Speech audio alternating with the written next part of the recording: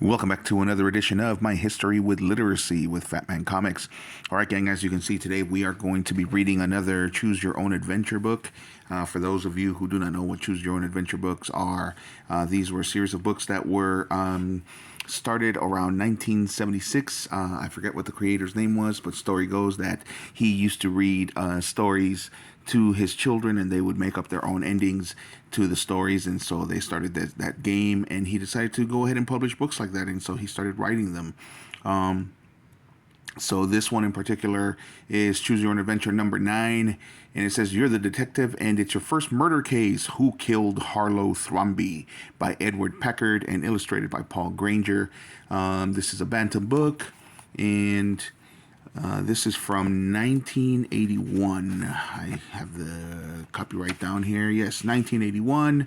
And so it says here, someone murdered Harlowe Thrombey. Only you can find out who did it. Millionaire Harlowe Thrombey hired you to find out who was out to get him. But before you even got started, someone laced his bedtime brandy with arsenic. Now you have a murder case on your hands. The suspects include his wife Jane, his nephew Chartwell, and his niece Angela, all heirs to his enormous fortune. How do you solve this mystery? If you search for clues in the pantry, turn to page 31. If you follow up on a tip from the gardener, turn to page 48. If you question one of the guests at Thrombey's last meal, the mysterious Dr. Robert Lipscomb, turn to page 28. The outcome of the story depends on the choices you make. Only you can find out who killed Harlowe Thrombey. All the suspects seem innocent, but you know that at least one of them is guilty.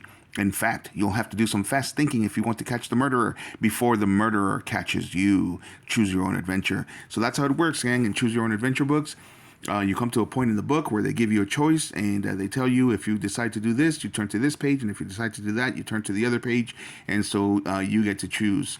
Usually these have a few endings. We have some testimonials over here, and they did that every time. So Choose Your Own Adventure number 9. I believe the original run had about 22. Looks like this one only had 12 when this came out.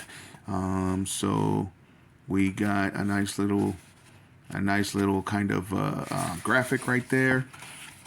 And here it is. It says, "Warning, do not read this book straight through from beginning to end. These pages contain many different experiences you can have while working as a detective. From time to time, as you read along, you will be asked to make a choice. After you make your choice, follow the instructions to see what happens to you next. Your success in solving Harlowe Thrombey murder. The Harlowe Thrombey murder mystery will depend a lot on your decisions. Some leads will bring you closer to the answer. Others will throw you off the track. Think carefully before you make each move. There could be danger waiting for you at every turn. Try to catch the murderer before the murderer catches you. Good luck." So that's it. That's how it works. You come to one point in the book, and you get to make a choice. So that's what we're going to do today. We're going to read up to our first choice, and then I'm going to leave it up to you guys. You guys in the comments will decide what our next move will be. So the first comment decides our next move. So let's get started, gang. So here we go. "It's been just a year since the robber climbed in your Aunt Miranda's bedroom window at 2 o'clock in the morning. 'Get out!' she screamed at him, and that's just what he did, taking her pearl necklace with him. The next day, you found a beer bottle in the bushes outside Aunt Miranda's house. Since she isn't the sort to toss beer bottles out the window, you handed it over to the police. The robber's fingerprints were on the bottle. The police quickly identified him, and now he's safely behind bars. Since then, You've gotten quite a reputation as a detective. You've equipped yourself with a magnifying glass, fingerprint kit, and a cassette recorder, and you're ready for business." A cassette recorder, for sure, 1981. "Some of your friends have decided to become detectives too. That's okay. They're just a bunch of amateurs, except maybe for that frizzy-haired girl down the street, Jenny Mudge. She's definitely smart. In fact, sometimes you think she might be smarter than you are. Now it looks like you've got your first big case. Harlowe Thrombey, president of Thrombey Plastics Company, has just called and asked you to come to his house at 5 o'clock this afternoon. I hear you have sharp eyes," he said, "and that's what I need right now. I think my life is in danger." Go to page 4. So there you go. That's you receiving the phone call from Roger Thrombey. And we're moving to page 4. "You asked Thrombey what he was afraid of, but he didn't want to talk on the phone, so you said you'd think about it and call back.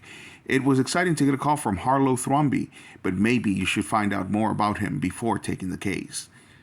All right, so if you phone Thrombey and accept his invitation, turn to page 5. If you tell him that you can't come this afternoon, but you'll call him back in a day or so, turn to page 17. That's it, gang. That's our first choice. So let me know in the comments what we're going to do. Are we going to turn to page 5 and return his phone call, or are we going to turn to page 17 and kind of postpone it? Let me know. Let me know in the comments. And as usual, if you like the video, hit a like. And if you like the content, subscribe. Thanks for watching, gang.